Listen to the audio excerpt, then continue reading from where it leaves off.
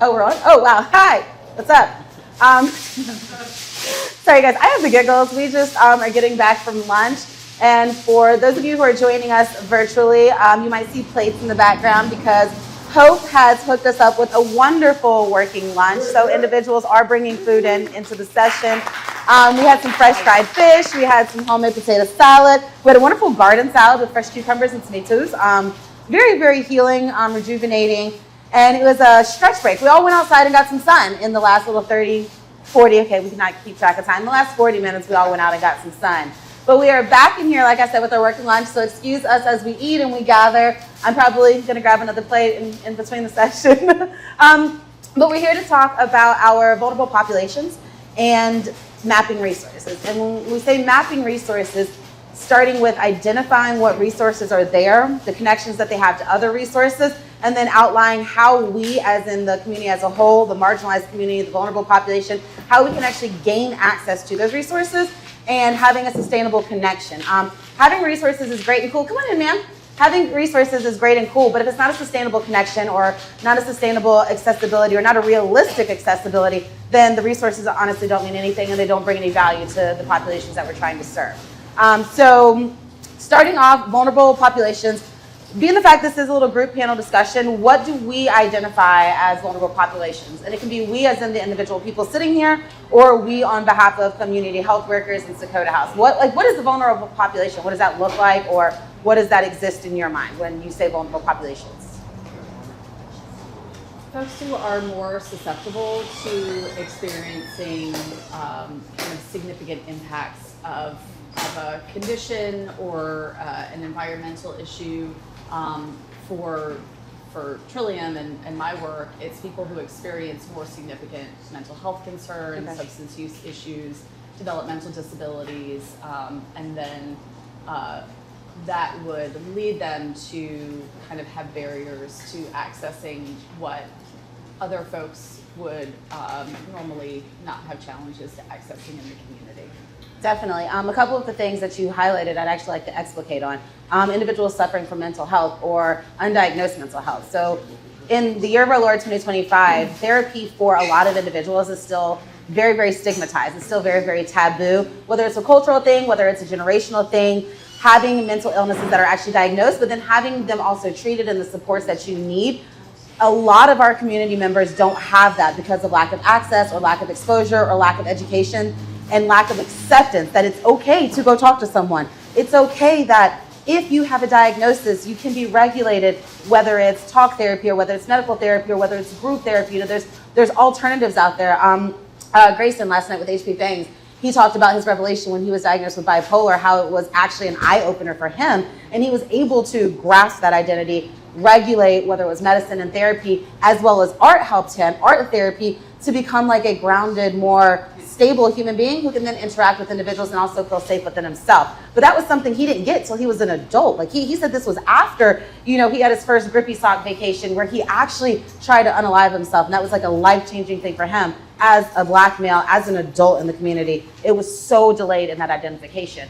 And then another one you talked about, I work a lot with youth and I work a lot in schools with teachers, the mental developments that our students are facing, whether it is like a born mental development, like, you have a little bit of autism, you're on the spectrum, ADHD goes undiagnosed because the kid's just bad, like they're just reckless and they're just running around, they just can't sit still. There's a stigma, again, on getting your child tested, and this is not just a cultural stigma, like this is a generational stigma, like getting your child tested is like, oh, they need to go outside and run it off, they'll be fine, they'll sit it down. But also it's a lack of access. There are a lot of parents who do not have the ability to advocate for their child getting the proper testing. They don't know how to demand that their child be evaluated for an IEP, which is an individual education plan.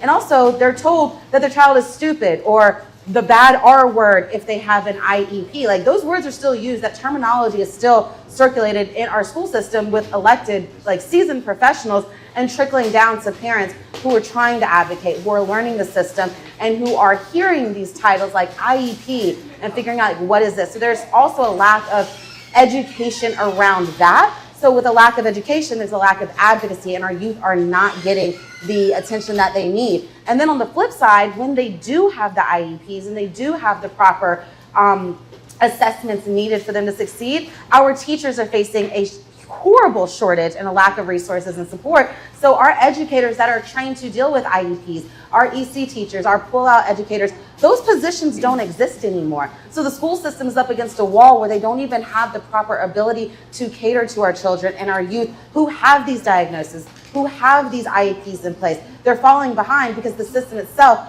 cannot support them. And so again, that circles back to the frustration and lack of advocacy with a diagnosed mental health if you're fortunate enough to get diagnosed. So that is a huge, huge bubble of a vulnerable population, and we only covered two topics. I would like to see what's another vulnerable population? Yeah, so just in general, when you think about vulnerable population, I know it's about those who, so how I think about it, if a particular group of people, individual, was to experience something and it would harm them extraordinarily more than it may harm other populations, because maybe their physical, mental, and or environmental dynamics, right, have created a level of resiliency, support, or infrastructure, right, to be able to support them, right? But this population, whoever they be, whatever their background is, whatever their gender, whatever their ages, right, elders, young, right, a certain ethnic background, language background, doesn't really matter. If what they experience within a particular environment, right, harms them more than it would normally harm other populations in that environment, to me, they're considered to be a vulnerable population. And that can vary from demographic to demographic. Of course, all across the board, the reason why we're talking about it, mental health, substance use disorder, everyone in those categories, no matter their background, is considered vulnerable. Right? And then you have other categories of vulnerable, people that are under-resourced.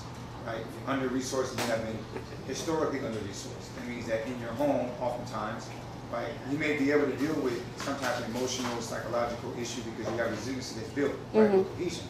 But you can't take a hit of your mama losing her job. Exactly. There's nothing you can do against that. From month to month, you're living from check to check. Yep. Right? And if you don't have anything saved up, no matter how much y'all love each other and y'all connected to each other. Yeah. Right? If you don't have anything saved up and job just goes bye-bye, right? You're as a family, you're gonna scramble and you're gonna find yourself potentially in a very dire state.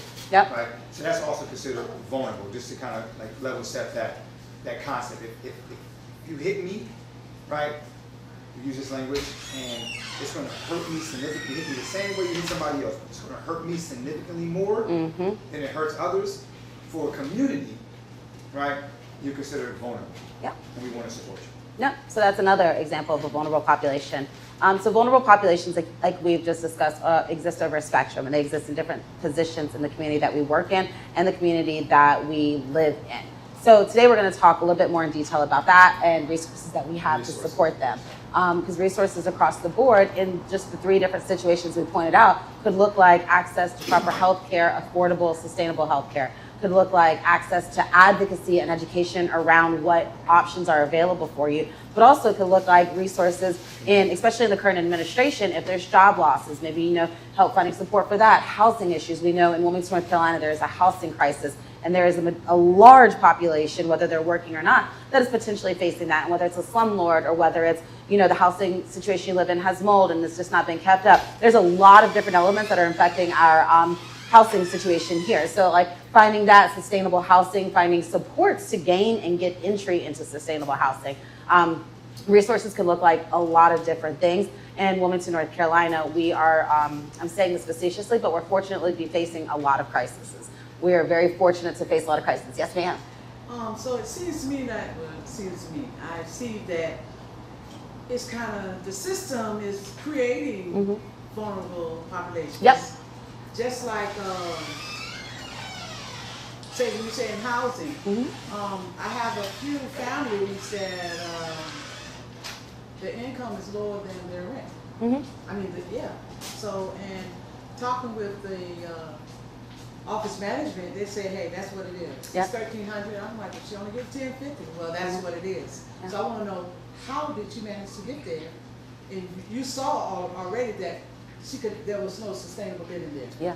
So in 90 days or 6 months, the people are out, and a lot of the blame went to HOP once, because HOP was actually doing a great job and does a great job in housing individuals meeting all their needs into the household, so providing everything, but they're getting in places that don't qualify to be in because they're not affordable. Yeah. And so we are creating vulnerable populations, and By design. a lot of it is due to the inequitable, the lack of equitable disbursement of resources. Yes, ma'am. Yes, And just sir. to add though, so I'm glad you mentioned that. So you have the vulnerable population that's, clearly all of, I would say constantly all of it. Significant amount of vulnerable population comes from structural stuff. But some things is just human things, right? People get, car accidents, people have violent encounters, they have mental health issues, they find themselves down into addiction. And then there's a systemic issue that Sister Brenda's talking about. Yep. A language I want to introduce to us to think about, specifically as we're talking about vulnerable populations and certain situations that's unraveling. We have to be clear because of the actual agenda, right? The 2020 vision. I keep bringing that back up. I want people to go back and look at it. I want people to read it. I want people to see that exactly what's happening now is what was actually mapped out 100 years after 1898. Yeah, it's intentional. They It's designed. They needed, and I say they, people who actually took over the city, they needed the actual opportunity for economic development that they lost in that moment, and they have to redirect their attention away from Wilmington. They need to cash in on that. Okay, cool, it is what it is, right? But this is the language you understand. The populations we're talking about, not just people of African American descent, that's one of them, right?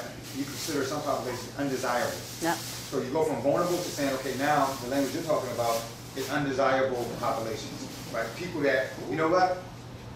To have you here kind of impedes my possibility of achieving my goal.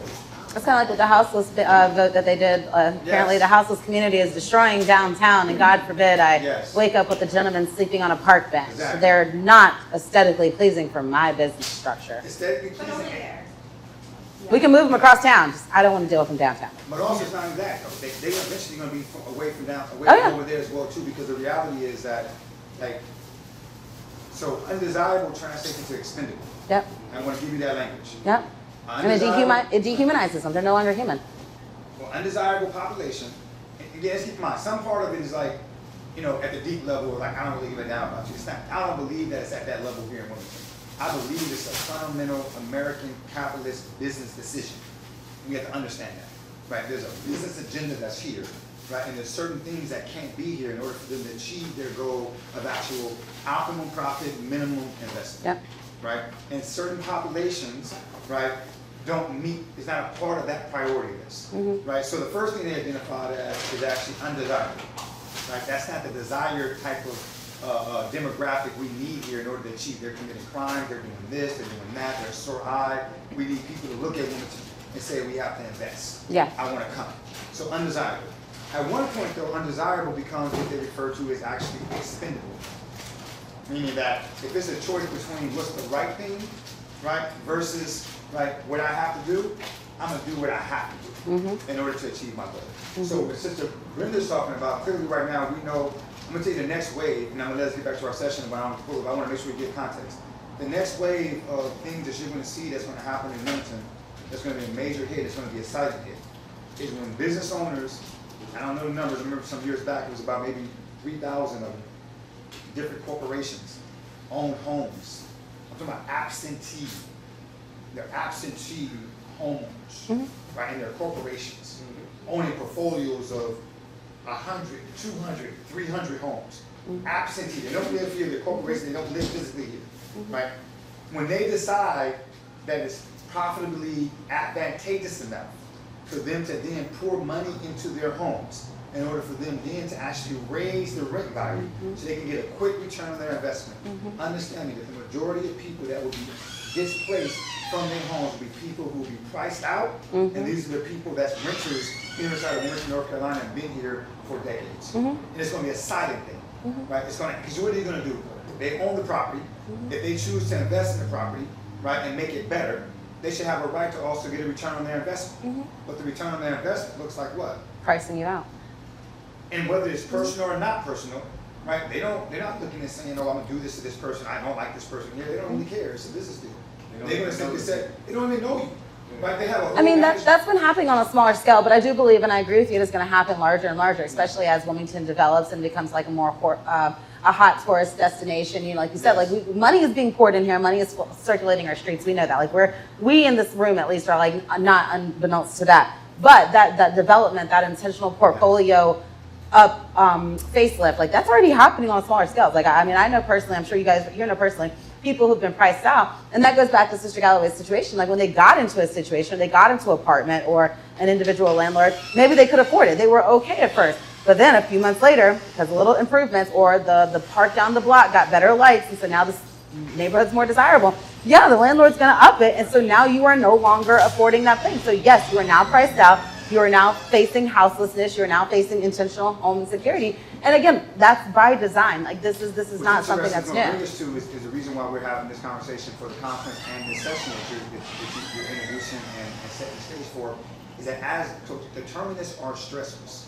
Right? Determinants are stressors. Yes. Housing, food, exposure to violence, substance use, whatever you're dealing with. These are things that interact with the human being that triggers levels of actual cortisol inside of your body, right, bottom. If you have overwhelming amounts of that, that's toxic stress. If you have anything additional that looks like schizophrenia or some form of actual disorder, that exacerbates that even more.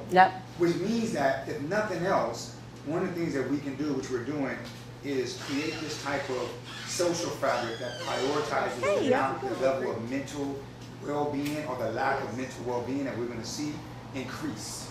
It's going to increase. We're talking about these problems, and we know these problems are here. It's in time, it's historical, it's persistent. But at the end of the day, the most tangible thing we can do is we know that people is going to be left to have to deal with it.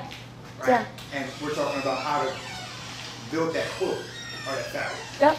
So on that tip, I would like to introduce one of our first guests. This panel is going to have 3 individuals speaking, where they're talking about their position, things that they do in the community, and on different resources that are accessible. Because I do not have a very good memory, I'm going to read it, so give me 2 seconds. Sorry. I like doing that. All right, so Dakota House, on behalf of Dakota House, we are excited to welcome Cecilia Pierce. She's going to be our next presenter and panelist to this summit. She's bringing a wealth of experience to share with our community regarding the most vulnerable populations within our community. She understands the barriers to accessing resources and how to overcome those barriers in solution-focused planning and knowledge of possible resources for individuals as well as families to be referred to. And that's really big on the referring to. A lot of people think resources are just things you can just walk up and access. The sad thing is there's a lot of gatekeepers in the situation. There's a lot of gatekeepers in our society, also intentional by design. And some things have to have a referral. So I do want to highlight, she is knowledgeable of things that you can be referred to. We're also grateful for the opportunity to learn more about Trillium. So she's representing Trillium, the organization that she's employed with, and she's going to engage us in meaningful dialogue as we take a closer look through our specific community challenges and the members and how to navigate what those challenges are. So a little bit of her backstory. She is the Southern Regional Vice President with Trillium Health Resources. She's been focusing on, she has focused her 7 years in behavioral health on addressing social health needs and cross-system coordination. Prior to that, she dedicated 15 years to addressing housing and homeless, which is something that we talked about, most notable serving as the Homeless Continuum of Care Director for Brunswick, Pender, and New Hanover County. So that's our whole little coastal region. Obviously, problems trickle. We're also the fastest growing area, the highest invested. So the two are like hand in hand. People getting outpriced, houselessness affecting our populations, the vulnerability rising. It's because money's coming and they don't want us here. She also holds an MA in forensic psychology from John Jay College of Criminal Justice. C-U-N-Y, how do you pronounce that? CUNY? CUNY. Okay, I want to make sure CUNY. All right, so without further ado, Cecilia, please take the stage.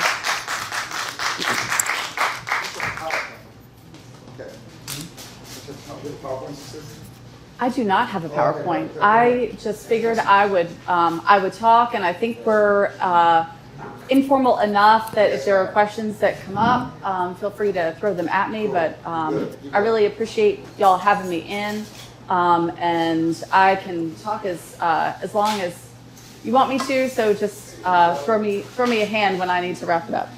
And I'm going to use notes to keep myself honest because I will go off on some tangents sometimes. But I'm here to share a little bit about Trillium. The reason that I wanted to provide information is because our healthcare system has gotten complicated. And when things get complicated, it's harder and harder to access care. So when I first moved here, if you had Medicaid and had any sort of behavioral health, and I'm going to refer to behavioral health as an all-encompassing word or term to include mental health concerns, substance use concerns, and developmental disabilities and traumatic brain injury. So that's kind of how I'm referring to behavioral health. I think you're going to do that to us. That's how we're going to do it. It's easier than saying all those things multiple times or giving you the acronyms, which tend to get confusing. And another way we create barriers, right, is to use acronyms and then not be able to relate to each other language-wise. So when I first moved here, if you had Medicaid and you had any sort of behavioral health need, you went to Southeastern Center for mental health, a one-stop shop for those services. Slowly, North Carolina has changed the behavioral health system. Some things have changed in good ways, and some things have changed in challenging ways. So one of the things that's changed, instead of this one place that people go to, we have created a managed care system where we have different insurance companies managing care and contracting with providers like doctors, clinicians, healthcare practices that will actually deliver the services. So the good thing there is that it created choice. You didn't have to just go to that one center. You didn't have to go to the place where the people with mental health issues go. You can go to a doctor's office. You can go to a place that has specialized treatments and therapies. And some of those providers will come to you in your home, in the community, which is great for that access piece. But it does create some confusion. So I say all that to say, I'll talk about who Trillium is, what we do, a little bit of the other companies that work similar to us, and how that can help people get access to care when they need it. Because that's really what I try to do. I work with a lot of our elected leaders, I work with our stakeholders, I work with our members to try to make sure that we're reducing those barriers and those gaps in care so that people get the services that they need when they need them in the right amount at the right time. So Trillium is one of 4 Medicaid health plans that are part of a local public system. And so we're called a local management entity / managed care organization. That managed care piece is that we don't provide services directly to people, we contract with providers. The local piece, so we're different than other healthcare companies that have shareholders, where they're really focused on profit. And so they want to save money, and that money that's saved goes back to their shareholders. Our shareholders are our stakeholders. It's our communities. So we are managed and overseen by elected officials from the counties, county appointees, and our members and families. So we have a governing board that consists of 15 people from our region, from our state, that have been selected to kind of oversee what we do. And those people then go back to New Hanover County, they go back to Guilford County, they go back to, because we cover 46 counties. So they go back to their county and they talk about what we have to offer. They answer questions from their constituents, people who they're working with on a day-to-day basis. And so there's that local connection that doesn't exist in other places in healthcare. So there's 4 of us that cover the entire state. Trillium covers New Hanover and 45 other counties. One of the things that North Carolina changed a couple of years ago is that they did contract with some commercial health plans to cover people who have Medicaid benefits and have kind of low to moderate behavioral health needs. So if I'm a person who has Medicaid and has mild depression, a little bit of anxiety, and I can get my services, basic outpatient treatment or some medication management, then I will probably get the option of choosing among a couple different health plans. There's 5. But if I'm an individual who has schizophrenia or schizoaffective disorder or a very severe substance use disorder that's long-term that requires me to go to an inpatient residential treatment or multiple rounds of detox, then I'm probably going to be referred to Trillium or another managed care LME-MCO, which we are now called tailored plans. So that is a change that has happened in the Medicaid system over the last couple of years, and again, a point that can create some confusion. But one of the things I want to share, and I'm referring to my notes to make sure that I cover some of those key pieces, is that we can help people navigate that system so that they know where to go and who to talk to when they need help.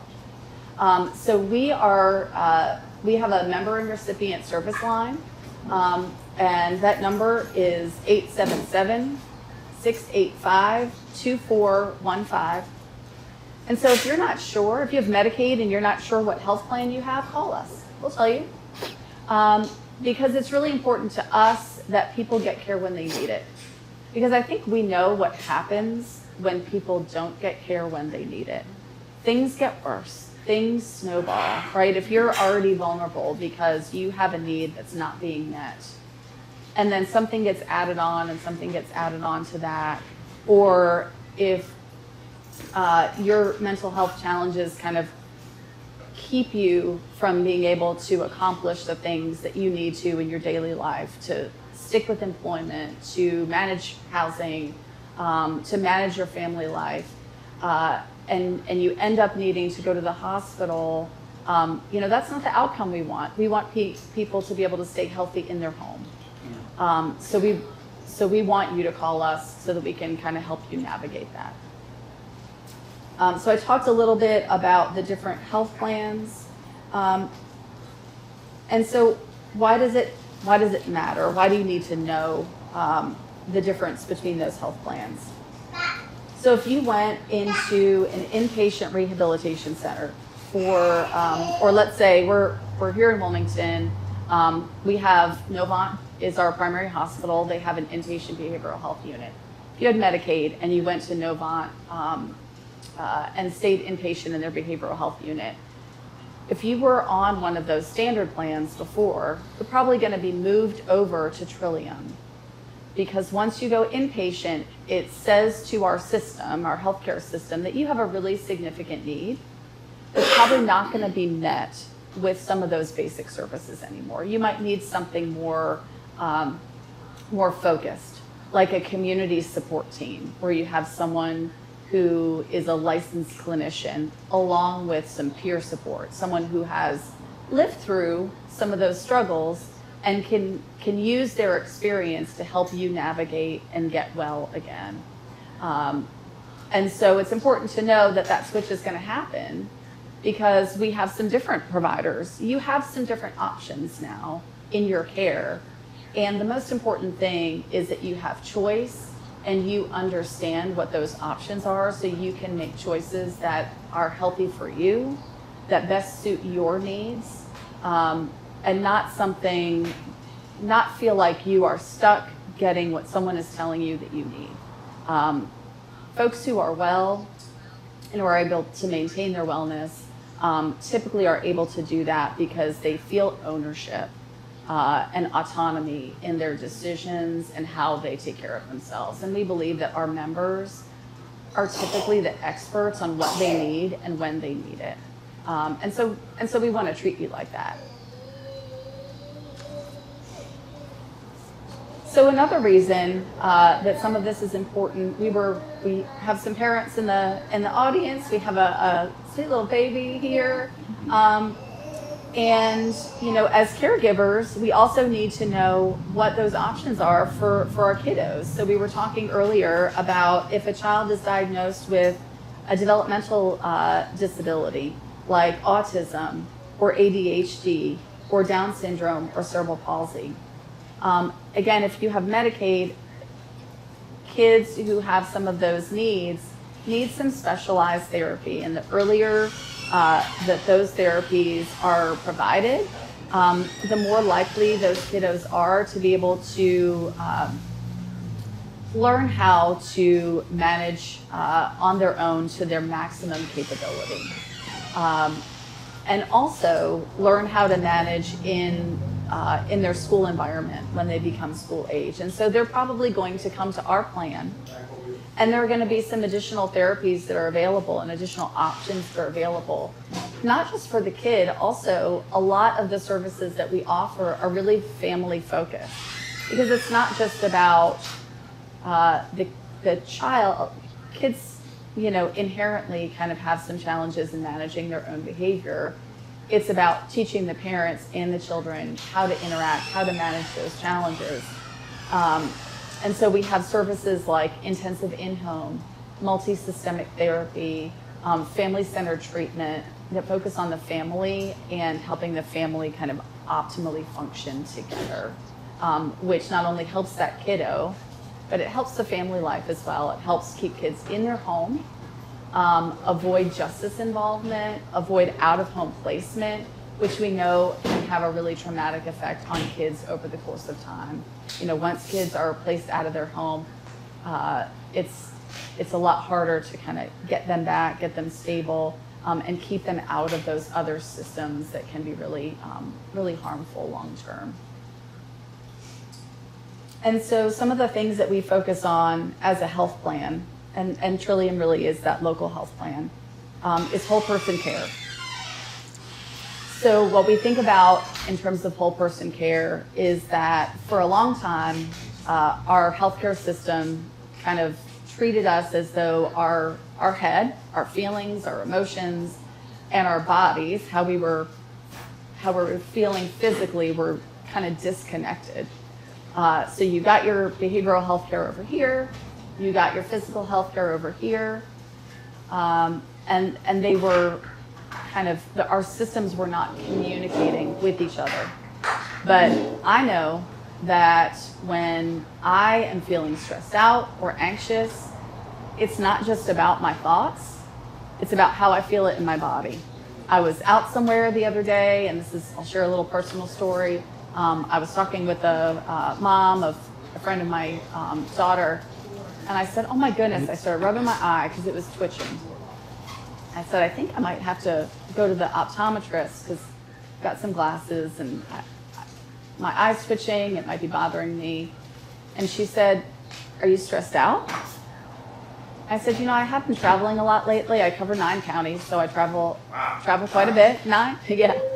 And she said, my sister, when she's stressed out, her eye twitches. She knows that she's kind of getting increasing stress and she needs to practice some self-care to de-stress because her eye will start twitching. And I thought, yeah, that's probably happening to me too. So my body was telling me that I'm stressed. So I was feeling it even before I was aware that it was happening. And that's really important to have that awareness, but then to know what to do about it, to know how to take care of yourself. And so we talk about mental health kind of as a continuum, where it's normal to feel a range of emotions, and we can kind of manage some highs and some lows and some stress, as long as we are able to kind of continue to function and fulfill our normal roles as a significant other, as an employee, as a church member, as a member of a community organization. But once you start experiencing challenges where you can't fulfill those normal roles anymore, you can't get up in the morning to make it out of the house, your thoughts are racing so much that you can't accomplish things at work, or you can't even pay attention to where you're driving, that's when things move from mental health to mental illness. And then we have to start thinking about caring for our emotional well-being in the same way. I have a little bit of a cold right now, so I sound a little nasally. if my cold was going on for too long, or I couldn't get out of bed for a couple of days, I'd have to go to the doctor and get that care that I need to start feeling better. We need to treat our mental health in that same way, where we have regular healthy practices to keep our emotional wellness in check. The same way we need some good physical practices to keep our physical health in check. I have a question for you, since you mentioned that, and I like how you phrased it. So when a person has that system in place of self-regulation, self-identifying, hey, I got something going on, progressing, I have like a self-therapeutic process that I'm involved in. Yeah. You can do that for so long. It's probably different for every person, but do you have a general like standard in which a person can determine that, maybe you're in over their head, you need to go get some help? Because some people that actually take care of themselves and has gone through a lot and has been able to figure it out. And they've been able to get these practices in place where they hold it, they absorb it, get themselves back on track. But at some point, they don't know when it's in over their head. Is there like some kind of general rule? That healthy coping versus that unhealthy coping, right? It's unique to everyone. But I think some of the markers of things becoming unhealthy are, again, if you're not able to function and fulfill kind of normal roles in taking care of yourself and others. So if your coping keeps you from being able to work a job where you can pay your bills, if you lose the job because maybe you're drinking so much that you can't get up to get to work in the morning, or your substance use is out of control where you can't make it to work, or you miss a couple of shifts and you get let go, and that continues to happen, right? And you're not saying, okay, I've let this go too long, I need to get well again. And you can't kind of check yourself and get back to that regular routine. We are creatures of routine. So if you're out of your routine for long enough, or if it impacts your ability to have healthy relationships, if people distance themselves from you because you're always losing your head in every conversation, or you're not emotionally available to, participate in that relationship, those are signs. If someone's kind of pulling back from relationships, or if their emotional highs get too high where you can't really communicate in a healthy way with them, those are signs that things need some extra care. And there's a continuum of behavioral health care as well. So you have some of those, basic therapy, you have some more intensive therapies, and then you have some residential services. And those are all available through Trillium to meet people's needs where they're at the time. Good question. Do you offer or work with any veteran services? So with Trillium, our members either have Medicaid and have those intensive behavioral health needs. They can have Medicaid and Medicare. We serve that population, where Medicare picks up the physical health piece and some of that mild behavioral health services, and then Trillium will pick up the more intensive behavioral health needs. We serve individuals who have no insurance. I think that's one of the things that, again, talking about access, people aren't aware of, is that if I have no insurance and I need to see a therapist, you can call Trillium and we'll ask you a few screening questions and then get you connected to a provider.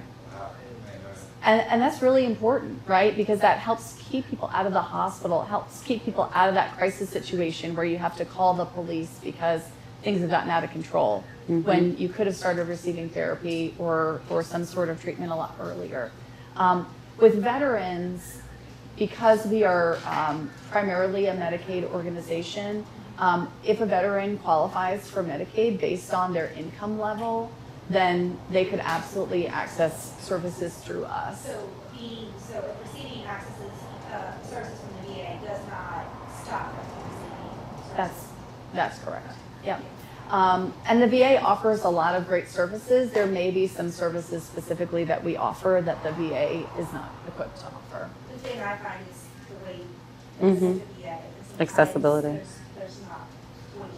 Yeah. And so one of the key pieces also, we talked about the importance of, if someone has a need that's not being met, getting that assessment in a timely way.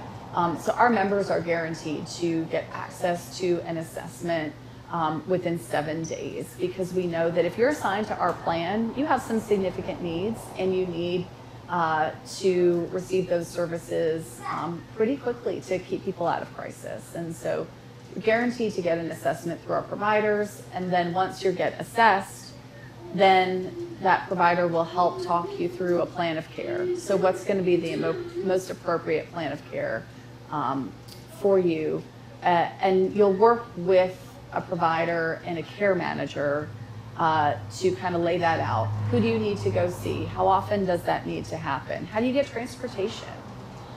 One of the things that we and you can give me the axe when I need to. Like I said, I'll keep talking. One of the things that is kind of an enhanced benefit that we now have is tailored care management. So that's care management that is tailored to a person's individual needs. So when we get a member on board, they can opt in to care management as a service, and that care manager will do an assessment of both their physical and behavioral health needs, but also their social determinants of health needs, those social health needs like housing, food access, transportation, employment, their social interaction. Do they have things socially that are engaging for them, that keep them happy? And then if they're missing some of those pieces, we have a team called Neighborhood Connections that will help them connect to resources in the community around those individual needs. So we really develop an individual plan of care, and then we check back in with you to see how that's going. Were you able to make it to that appointment? Did you have trouble with that transportation? Has something else come up? Is your blood sugar out of whack? And now we have to connect you with a specialist to manage diabetes. Have things changed at home where you're not able to get those healthy foods that you need to manage a particular chronic health condition? So we will work with our members on an ongoing basis versus just kind of managing people out of crisis back into care. So that's one of the significant changes in a good way that has happened in our managed care system with Medicaid over the last couple of years. And the last thing I'll mention related to Trillium is that, and I'll ask a question. So who knows if there are resources available outside of calling 911 when someone is experiencing a behavioral health crisis?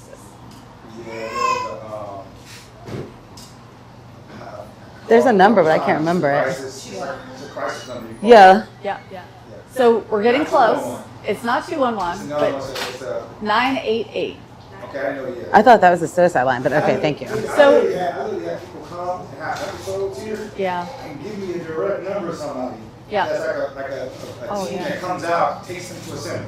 Yeah. I didn't know about Yeah, it's like a mobile crisis team, but I thought 988 was a suicide hotline, so I'm glad that you're saying it's like the mobile crisis people. So 988 will handle suicide Okay. or any behavioral health crisis. So it doesn't necessarily just have to be someone who's suicidal. Okay. And so those are things that are really important because, again, who likes to go to the hospital? Most people like to avoid the hospital or the police as much as I was possible. gonna say, also, we're not calling the cops, so. Yeah. So it's really important to know that there are options. Most behavioral health crises don't happen in a doctor's office. Most of them happen at the grocery store, in your home, at church, when you're out in the community, and something just becomes so overwhelming that you can't manage it with the resources and tools that you have on your own. So there's a mobile crisis. We actually have 2 mobile crisis providers in this region, RHA Health Services and Integrated Family Services. And those are folks who will come to the person in crisis, work with them, try to de-escalate that situation. The whole goal is to avoid going to those crisis centers as much as possible, only if you really need it. Yeah. And then connect people back to care in their community so that they can continue on their way. They're awesome too, man. They know people on first name basis. Yeah. They show up and know exactly what you're dealing with. And that's really, so that's that relational piece of healthcare that I think you were getting at earlier. It is really important to have those trusted behavioral health and physical health care partners where if you are going through something, you have someone that you trust that you can reach out to. And that can be a primary care doctor, that can be that mobile crisis team where they're familiar with you and you're familiar with them. And you say, you know what, I'm out of control, but I know Andrea and I know she's gonna help get me settled back down and back, taking my medication. If I forgot to take it for a couple days or I decided not to take it, maybe that wasn't the best choice, I'll get back on track. So we have those resources. 988 is a national number, but it goes to a local kind of hotline provider in North Carolina that can do some of those same things over the phone. On one of the earlier panels, we were talking about with youth and social media and how their mental health is deteriorating due to unrealistic standards, expectations, comparisons from whatever they see. What is the average age range of individuals you would say that you engage with? I know you said they had to be Medicaid eligible and stuff, but with the mental resources and with the 988 and the crisis numbers, do you see the individuals that you are treating in a certain age bracket more so than others? Because that's also a huge demographic. So first of all, Trillium can serve people from 0 to end of life. Typically, if a child is born early with some challenges that might create a developmental disability over time, or with something that we know is a developmental disability, they're going to come to our plan right away. But typically, it's when kids, starting 3 or a little bit later on, when parents or doctors start to realize that they do have some learning challenges, they do have some developmental challenges, that's when kids typically are assigned to our plan. So we have a service called Child First that starts at 0. It's 0 to 5, and it's really meant to help kind of capture and support those kids early on who we know are going to have developmental challenges, and they work with the family to help kind of set them up for success as they go into school age. But a lot of our members kind of are either come to us as adults because they've used kind of some mild, services in their childhood or early adulthood, and things escalate and they need more intensive services, or they're diagnosed early on with a developmental disability. I want to make time for our other folks. Yeah. I was going to say, Andrew, are you ready? Yeah, I was going to say, Andrew's ready. Okay, cool. I'm coming with you because you guys can probably chat a lot. I'm going to bring Angie up. I don't even know what I'm supposed to say. This camera's really weird. But I'm going to bring Angie Kane up. She's one of our fellow community health workers who has a huge history in advocacy and advocating for our youth, but also in and out of the school system. You have a social work background, if I'm not mistaken, but early on diagnosing community issues, not just violence, but not just neglect, but the deeper problem, the root cause of what a child is facing, and trying to make sure that the family as a whole is taken care of, not just looking at a bad situation, but reminding the family and the child it's a bad day. Let's figure out the deeper root of it.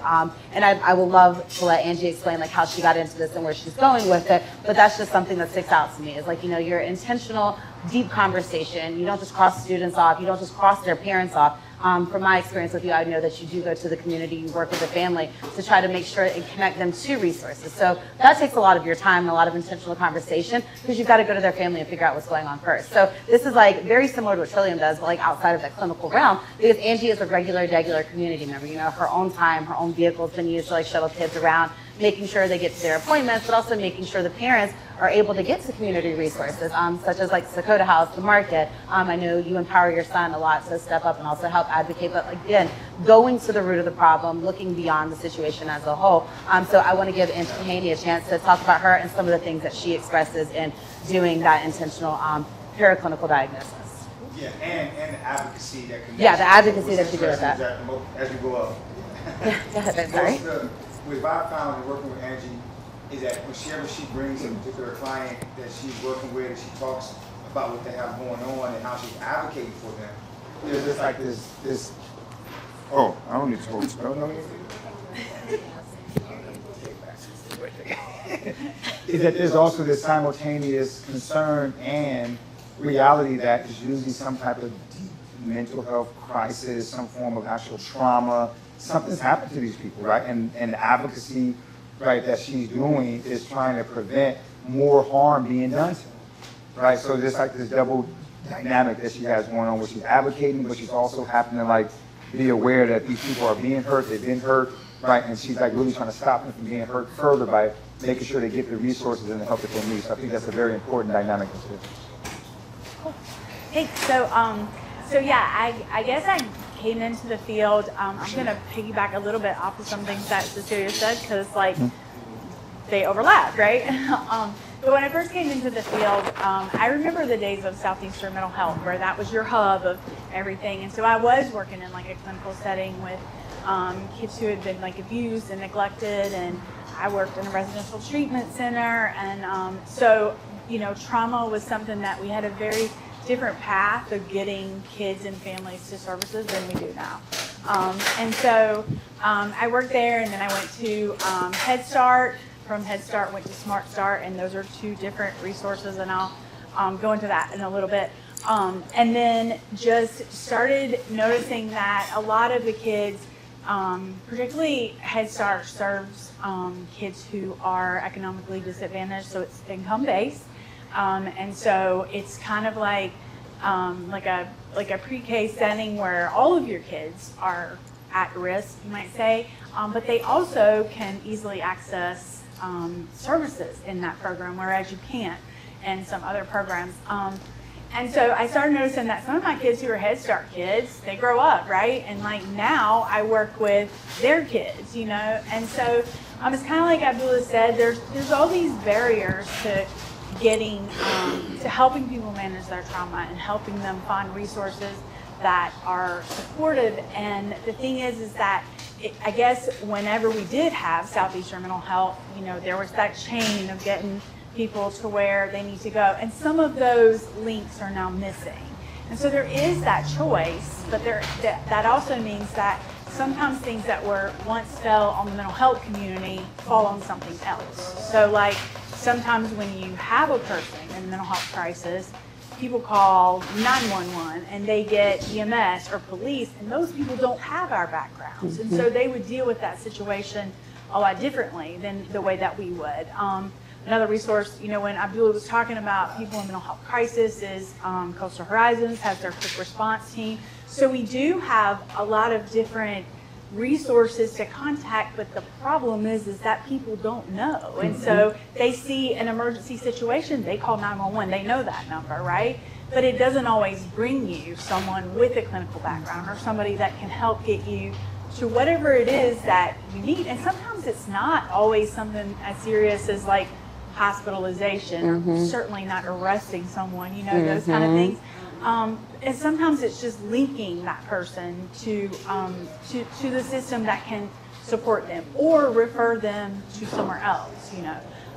And so anyway, I work a lot in the school system. I'm super passionate about that. I started, I've done advocacy even from the pre-K Head Start level, and then I really got thrust into the whole thing. We had a big sexual assault scandal in the school system, and they were like, we need somebody on the team who just represents the victims that happened to. Not litigation, not, school system, not like, all these other things. We had media people, we had all these people, and no one who was like the therapeutic liaison. So I was like, that's my thing. So I jumped all in the mix and was like, yeah, I'll do that, right?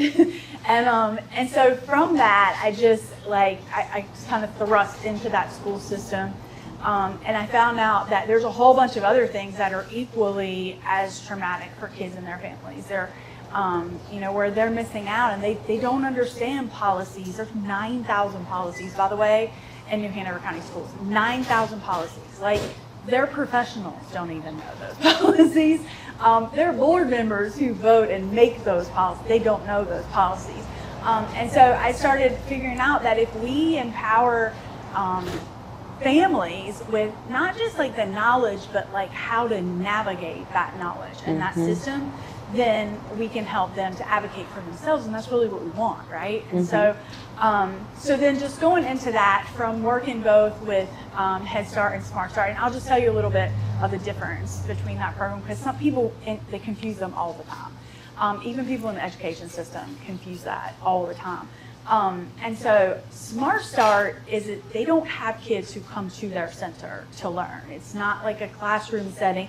Smart Start, they work with kids 0 to 5, and they house programs that do training and empower like preschool, pre-K, childcare, daycare, all of these kind of centers. So, they help them prepare for state licensing. They certainly, are involved and help navigate if there were like a child abuse and neglect at a child care center or something to that nature.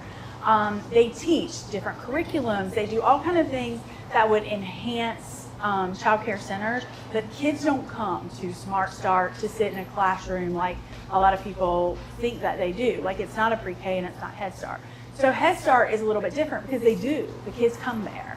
And it's they serve kids 3 and 4, so it's a year earlier than pre-K might serve kids. And so one of the things kids, they come there to learn. It's income based. It's also comprehensive, so they get transportation. Their schools really are neighborhood schools in the ideology that they have a site. They have sites downtown. They have a site in Castle Hayne that serves kids in Castle Hayne.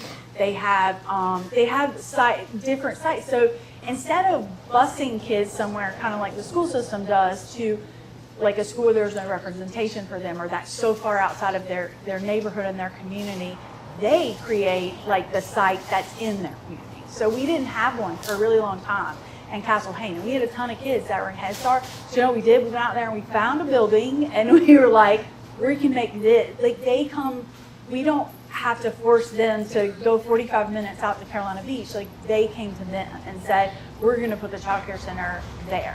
So Head Start, it's comprehensive. So kids get their medical needs there. I mean, all the kids it's an income-based program, so they get their medical needs there, transportation for all of them. If they need mental health, every kid gets a family support specialist, social worker, but we try to rephrase that, right? Because these are actually case managers, I guess you might say, that are helping. Like, that's their job. I did that for like 5 years, where it was our job, and every kid was on, you had a case manager. So it wasn't just like, somebody, needs this now, it was proactive, right? Because you're automatically like involved in that, and you're automatically involved in making sure that when you're 3 and then you're 4, we're helping make sure you're still enrolled, right? So if those kids, if they're truancy is a big thing. Like, schools love to talk about truancy and nothing that goes around truancy. But instead of just being like, you missed your 3 days, so you're out, well, then your case manager comes out and tries to like have conversations. They build trust with those families. These aren't outsiders, these are insiders, people who have either already been established with relationships in the community, or parents themselves that they train to be teachers or family support specialists. So that's one of the biggest things. One of the biggest differences is that in Head Start, they are there, like the kids are there. So there is all that training component and things like that, but the kids are actually on site. One of the biggest things that is really helpful there is, again, those kids start at 3. And so if you notice something that is going on with the kid, like there's some kind of concern in the school system, there's a very, very, very long waiting period to get an evaluation. So a parent can request an evaluation at, say, 5, and then you're probably not going to get that in the year. It's a huge waiting process. And then when you get that evaluation, then the team assembles. And keep in mind, the team is largely school system people. And so there's the one parent goes by themselves, and there's like 10 people on the But there's other no one side in their of it. corner. Exactly. And they don't know the system. And so there's a long wait, and then once you get in that wait, you're not really sure how to navigate that system. So just to backtrack for a second, and this kind of, like Cecilia talked a little bit about this, from 0 to 3, it's a different process to have a child like identified as needing like those extra supports, right?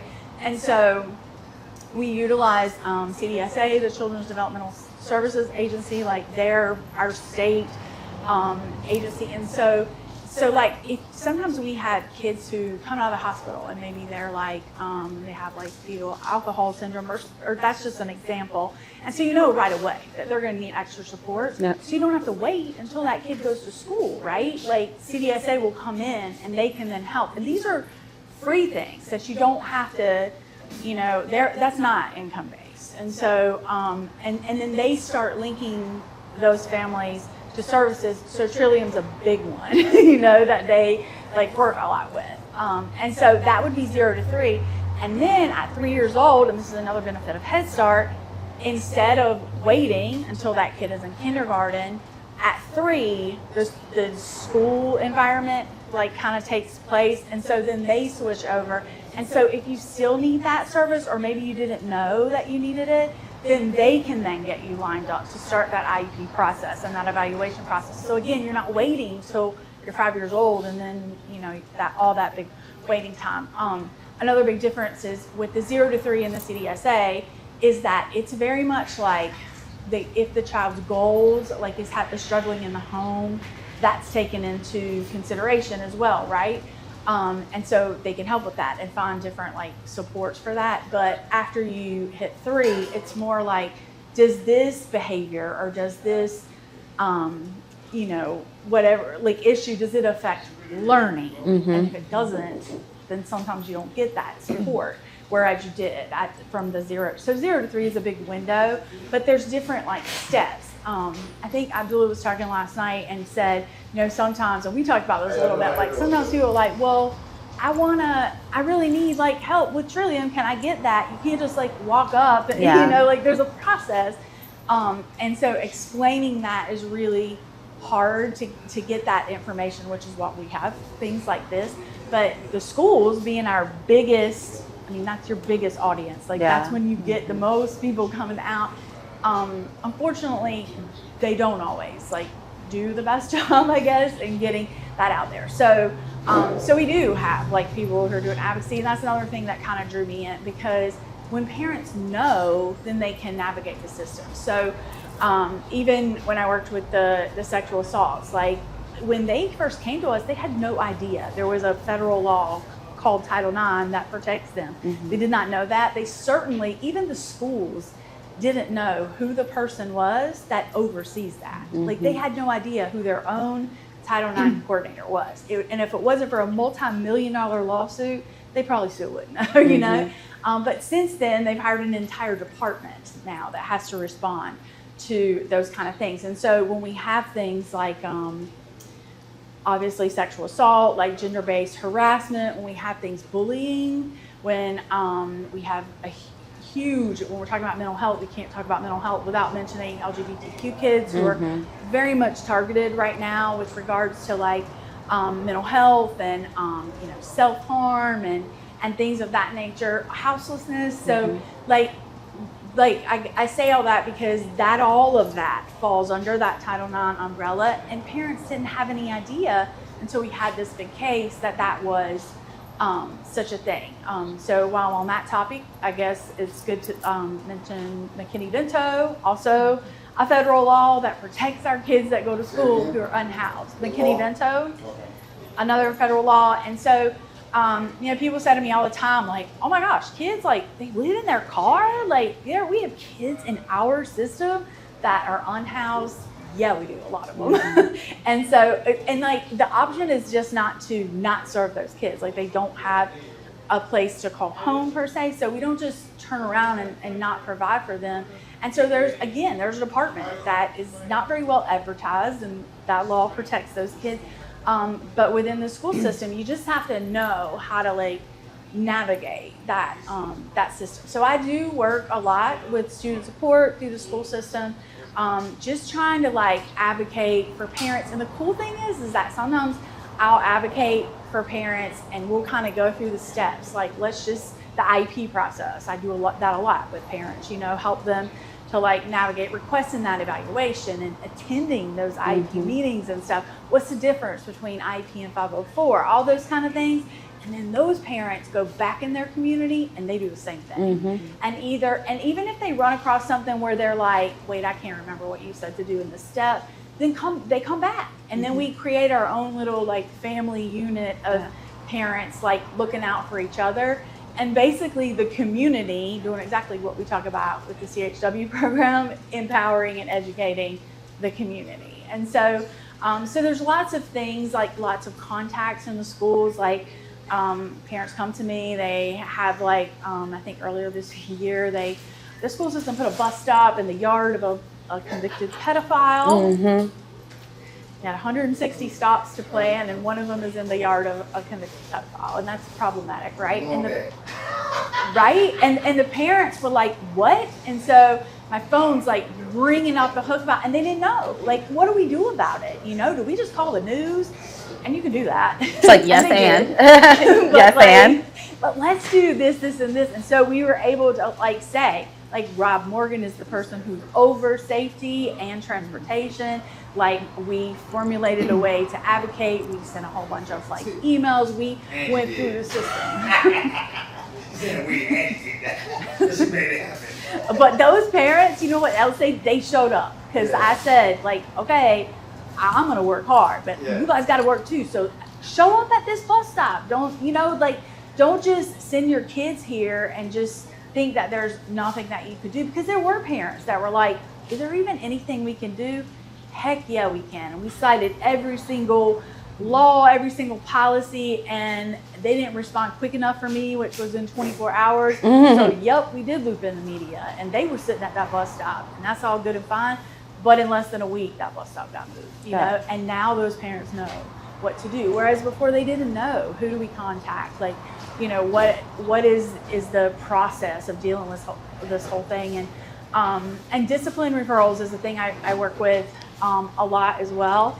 And I could go on about it, but I'll, like, again, you tell me when to stop talking.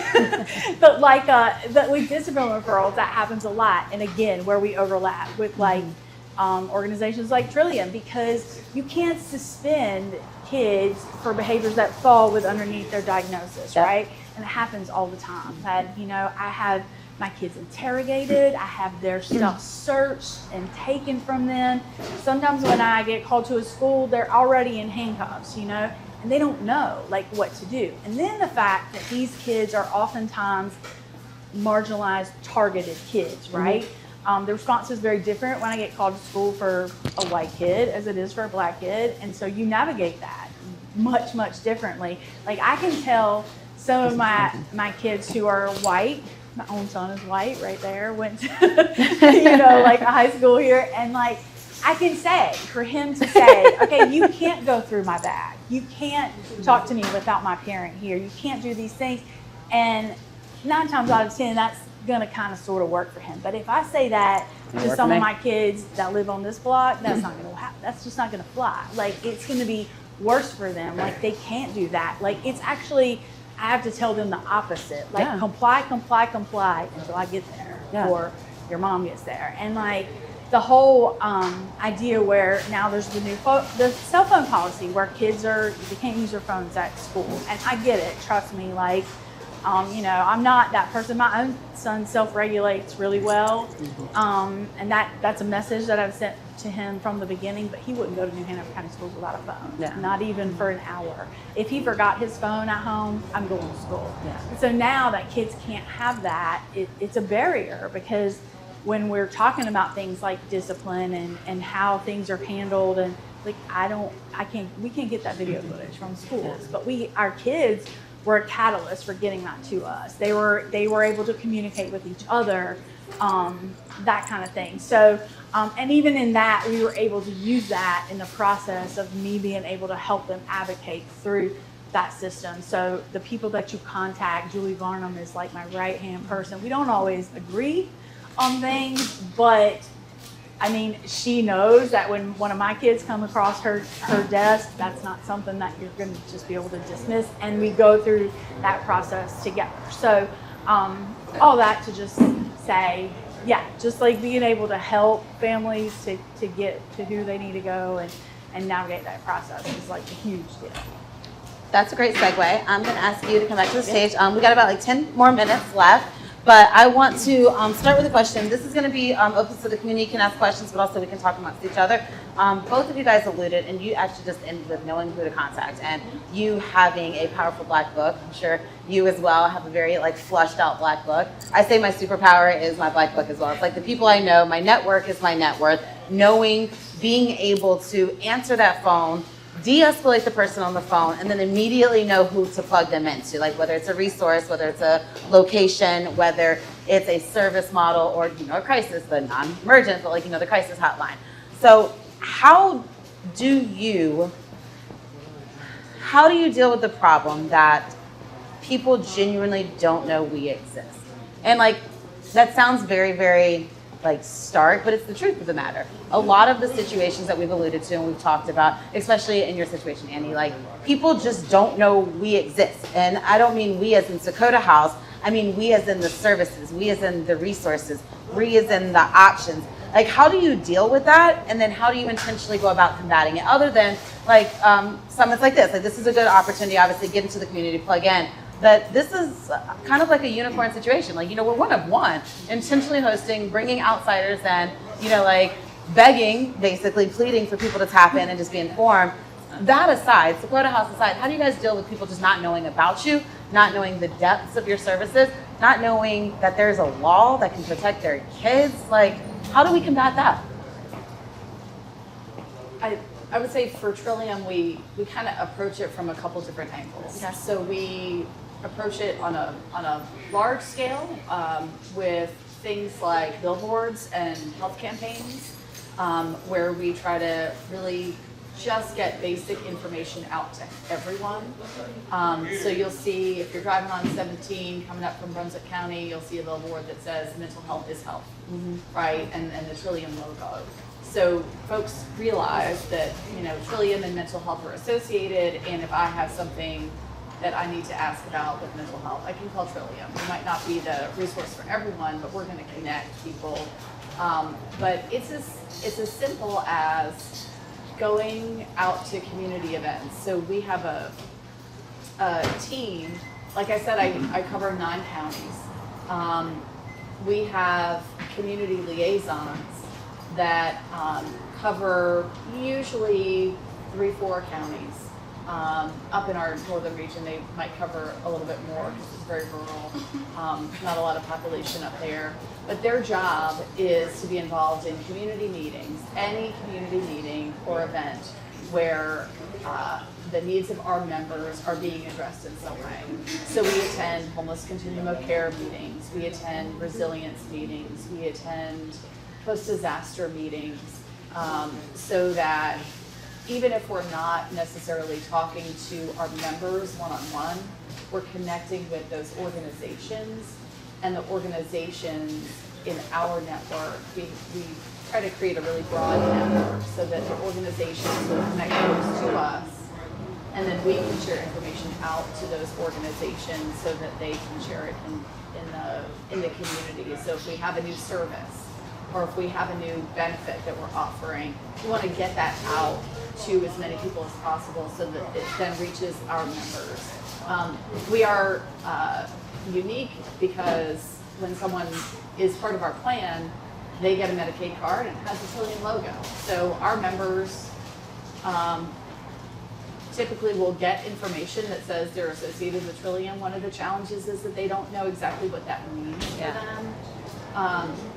So that's where that care management piece and that's where those community relationships really make a huge difference. One of the things that we try to do is we try to deliver quality services. So the word of mouth among our members to each other is that Trillium will meet your needs. Call them up. Okay. So I go to community events, and a lot of what I hear, it's not always positive, but a lot of what I hear is, I have Trillium, they're great. Whenever I have a question, they'll answer my question, they'll get me connected. And so we try to deliver quality care so that word of mouth will be positive and people will want to engage with us.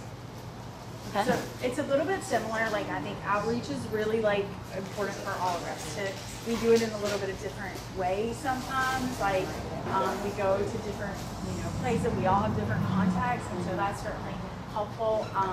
When I worked for Smart Start, Head Start, we had an outreach plan where we did this many events and things like that to get our information out there. Like in the last few years, I've switched it up a little bit because I do strongly believe in the community health work model, whereas you have to be in the community, and gain that trust. And so after years of being in that community, a lot of my contacts are community members telling each other. And so I think it's also, we have to be mindful of the fact that, particularly when you're working with an entity like the school system, or even what we talked about the endowment money and things like that, they focus on certain places, and some of the best organizations are those that you don't see, like the schools. I mean, we were just talking earlier, the schools, and I love Coastal Horizons, I do, but that's who you're going to hear about when it comes to harm reduction, and you're probably not going to hear about one of the best resources that we have, which is Port City Harm Reduction. Exactly.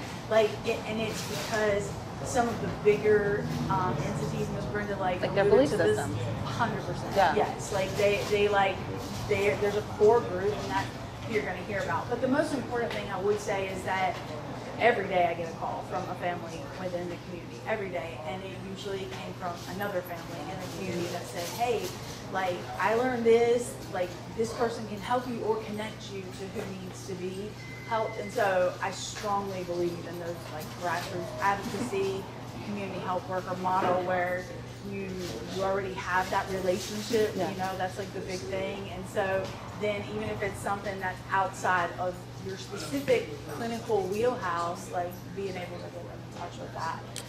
So that's basically how, which works best. I love that. And it's I feel like that's what works best for any type of movement work, especially if you're learning a population, dealing with a population, living in a population. Then, like you were mentioning earlier, you have your own lived experience. You've been through that. You're something. So there is a level of trust that exudes. And both of you guys have very similar execution plans. Getting in the community, going to markets, being present. The only difference I hear is you have a little bit more funding, so you can afford billboards on Highway 17. We are reaching towards that, so if anyone has a foot into the endowment, we, the Dakota House crew, do great work too. We would like a billboard on Highway 17. But that's our wish list moving into the year 2025. But another thing that you alluded to are the connections. There are systems that we work with then. From what it seems like, Trillium, you have a little bit more autonomy of the systems that you work in. You are able to advocate, especially intentionally on behalf of your individuals, whereas we're very grassroots and we're working inside of pre-constructed systems, such as we work in the school systems a lot with the students. I personally work with the educators and teachers, and the resources that they're allowed to suggest or partner with are sanctioned organizations or accredited, whoever makes that decision in that topic. Where the grassroots, the constantly underfunded, Brother Abdullah beats this drum all the time, the constantly underfunded, the constantly overlooked organizations that are part of the community, that are in the community, that know the community intimately, that first name basis, because we have worked, we've intervened, we've advocated multiple times that we are trusted. Those individuals are not getting talked about, they're not getting highlighted. And that's actually an amazing segue. We're going to be introducing shortly some other resources that do exist, such as Port City Harm Reduction and some of the work that they're doing here in the community and the connections and the ways that they've built their existence and also fought against what the community has limited and allowed them to do, so thereby what they've had to do outside of that limited structure bubble. But right before we do step out for that, I know, ladies, thank you for your time. Thank you for your vulnerability. We're going to make sure that the resources that were mentioned and the ways to plug in are going to be posted on our social media as well as our website. So you guys who are listening and those watching along at home, you'll be able to tap in and plug.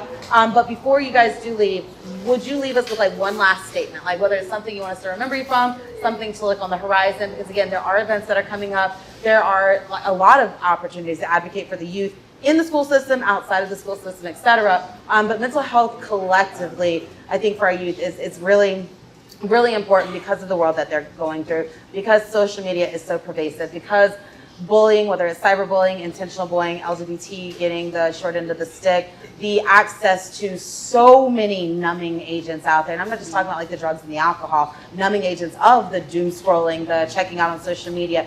What is something you two would like to leave us with from your respectable identities? Just maybe even like a hopeful message for those who are naysayers or the doom and gloomers. Like, is there even something positive for us to hang on to from this? So I think from the Trillium perspective, we want everyone to know that health and healing and recovery is possible. Everyone's path to that may look different, but there are a significant amount of resources in our community, and we are here to be a resource, not just for our members, but the community, to learn more about how to manage behavioral health needs and how to get healthy and thrive locally here in New Hanover County. And one thing with Trillium you did mention earlier is even if you don't have insurance, you can get help. Because I know a lot of people think, health and medical and doctors, I have to have insurance. A lot of individuals don't have jobs right now. A lot of individuals don't have insurance, especially going back to the schools. Teachers cannot afford the insurance right now. So one thing I'd like to add on is all of those things are available, even if you don't have insurance. Absolutely. That is a huge thing. Thank you. I want to also add model Cecilia's representation of authentic, like she's responsible for a regional network of a huge organization, and we stumbled into her at a conference, and she said, hey, let's touch bases in New York County. She came to support us. She sat with us, right? You know what I'm saying? For about hours of change, right? We discussed things, and she followed through, and she showed up here today. Like, these are the things that bi-directional type of intentionality to kind of build these networks and to build opportunities is significant, right? Obviously, Angie does it. She's been doing it. She's known to do it. She's in the community, right? Whereas having someone from, may not be from the system, but you're in the system, right? And you're in position in the system. And you could easily send someone else to come and represent you. Instead, you came and you represent yourself. And you sent a couple amazing individuals last night to offer a lot of resources at the table. And I don't know if it's possible, I just want to ask out there, is it a way that we can get a handful of those handouts that was available there, so we can actually have something here that we can not only share, but we was blessed to record your presentation. So I'm going to go back and look at it and encourage some of the CHWE VPs that's here to look at it, because you gave some very intentional information about children. Right, so that when we have the handouts, we can also support individuals. So I just want to add that extra piece, because again, when you have someone willing to step outside of their actual office and go, even if they do community outreach, everybody don't come to school. You're like a boogeyman, she be a boogeyman. Yeah, on a Saturday. And it's a nice weather. We're not the boogeyman, but when people come, they realize we're not, right? You know what I'm saying? So we appreciate you, Cecilia, for coming and making that time and being present, and also modeling and representing what authentic partnerships and collaboration and building of actual community and systems relationship is like. So thank you. All right, and Angie, what would you like to leave us with? So yeah, like kind of what Abdullah said, like showing up is half the battle, and so if I'm thinking in terms of trying to leave you guys something positive, like 5 years ago, like 20 kids came to us and said, oh my gosh, we were abused by the same person in the school system. Well, some of them are adults. No one's going to believe us. Somebody believes them. It started with a tiny little group of like 5 people, right? And so from that, I can't really say justice was started, but they got closure, right? And accountability was definitely, and transparency, and the community knows. And we tell them every time we see them, there are kids today that are better off because of what you did. And so when I'm thinking in terms of just leaving you guys with a thought, like if you don't know, and if you don't think there's any way, like, my kid did this at school, I can't help him out, like he's going to sit in juvenile justice or whatever, never just take things at face value. Like reach out, like find like your people to link you up, because there's a wealth of information out there that systemically is intentionally sometimes kept from the community. And like so that's one of the whole reasons that I came to Dakota House, is because that's not a barrier here. So Asking for help is a strength and not a weakness.